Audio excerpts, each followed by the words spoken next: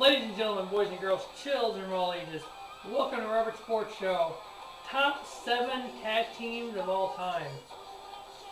Going through the tag team divisions of all time and looking at different champions and different teams I like, didn't like, etc. I decided I wanted to definitely get all the top 4 companies in wrestling in it. WWE, WCW, TNA, and Ring of Honor. I wanted representation of all these teams. And you know what? A lot of these, there's 7 teams here. Some of them I really, really liked. One of them I wasn't really a big fan all the time.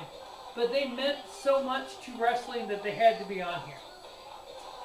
So number 7 on the list, kind of one half of this tag team I was the biggest fan of. The other half, not so much. It was Sting and Lex Luger, 2-time WCW tag team champions. As I've said in a million videos, I'm a big Sting fan. This is one of those, it was kind of the weirdest thing. You had Sting as the face, the franchise of WCW, but yet Luger was that heel. He would do underhanded things. He would, do things against the rules, and Sting wouldn't. And they was always kind of battling, and, Sting was part of the Mega Powers, Hogan and Savage, and Hogan was always in Luger's face, and always saying, Sting, you can't trust him, you can't trust him. She's like, no, Lex is my best friend. I can trust him. You can trust him. You can trust him. So there was always that kind of struggle with Sting between the faces of WCW and Luger being that heel and that outsider. Number 6 on my list is from Ring of Honor. Matter of fact, 5 and 6 are both from Ring of Honor. Number 6 is a 7-time Ring of Honor Tag Team Champions. Talking about the Kings of Wrestling. Chris Hero and Claudio Castagnoli.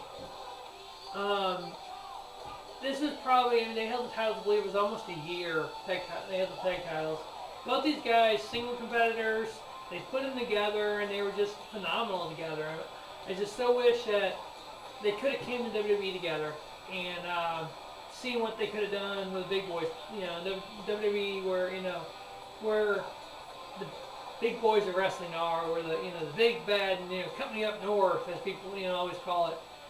I just loved it to see it, because I know what Claudio, how good he was, how good Chris Hero is.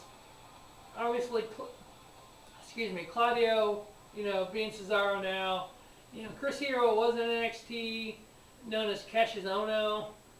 What he could have done, WWE wanted to lose weight. He's like, fuck it, I like it the way I am. I'm good the way I am. WWE didn't like his look, so they cut him loose, I'd love for him to come back someday and recreate the Kings of Wrestling in WWE, but you never know what'll happen. I think he's enjoying his time in Ring of Honor, New Japan, and anyway, some of PWG and all that. So, number 5 on the list is the winningest tag team in the history of Ring of Honor. Worldwide, 16-time World Tag Team Champions, the Briscoe brothers, Jay and Mark Briscoe. Probably one of the greatest tag teams ever. A couple of country rednecks from Georgia. Just what they can do in the ring, and yes, they can cut promos, and they can ring. Both of them are world champions, singles world champions, besides being tag team champion. Currently Jay Briscoe is Ring of Honor World Heavyweight Champion. Mark Briscoe's held some indie world titles. So these guys separately are just freaking best singles wrestlers, and then together as a tag team, they're even better. Number 4 on my list from WCW. Excuse me. 10-time WCW Tag Team Champions. Talking about Harlem Heat. One half of Harlem Heat was Booker T, WWE Hall of Famer, 5-time WCW World Heavyweight Champion. Multiple time WWE World Heavyweight Champion. Along with his brother Stevie Ray. They created Harlem Heat, one of the best tag teams in WCW. That's one thing that WCW was known for, was their tag division. Even in that era of late 90s, early 2000s, WWE was known for the tag division. You look back at some of the tag teams then and now,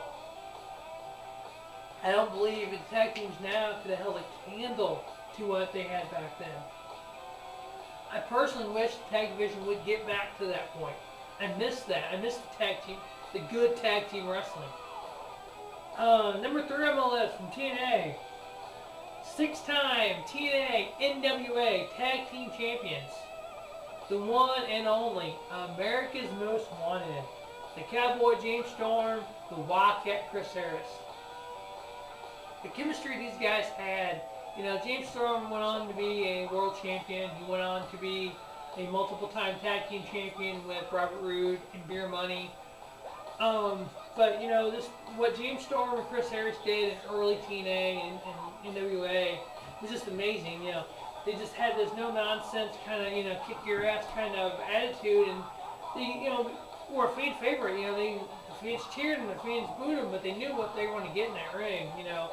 Going to the Impact Zone TNA in '08, August of '08 for Hard Justice, and seeing this is after America's Most Wanted broke up. It was a freaking barroom brawl between James Storm and it was actually Rhino was involved in that. So I mean, seeing what James Storm's able to do in the ring when he was attacking with Chris Harris, James Storm separately was the world champion. Chris Harris separately was nothing. He came to WWE for a cup of coffee and left, and never heard from him again. Number 2 on my list, a 7-time WWE Tag Team Champion. One member of this tag team is a 12-time, I believe, World Champion. The other one's a 2-time World Champion in WWE, and I believe a 3 or 4-time TNA World Champion. So, ladies and gentlemen, get ready for a 5-second pose. Yes, I'm talking about Edge and Christian. Probably one of the greatest tag teams in WWE. 2 guys who came in as a tag team. They were as close as brothers. They were best friends their whole life. They took that chemistry and created, basically created the TLC match. Yeah, the Dudleys and the Hardys, Team Extreme was in it, but the things that these guys did in those TLC matches just made them that much better. Unfortunately, because of the stuff they did in TLC matches, Edge had neck surgery and had to retire at a very young age. Thankfully, he's not paralyzed. Thankfully, he has a good quality of life now. But we miss his in-ring stuff. We miss the promos. We miss everything that was known Edge and Christian. Christian being retired now because of concussions and stuff. It makes you look at these oh my god moments and how crazy they were and all this stuff was involved. But then look at the reality of it. What are these guys doing to their bodies? And what toll is that going to take on these guys later in life? So, number 2 on the list, Edge and Christian, 7-time WWE Tag Team Champion.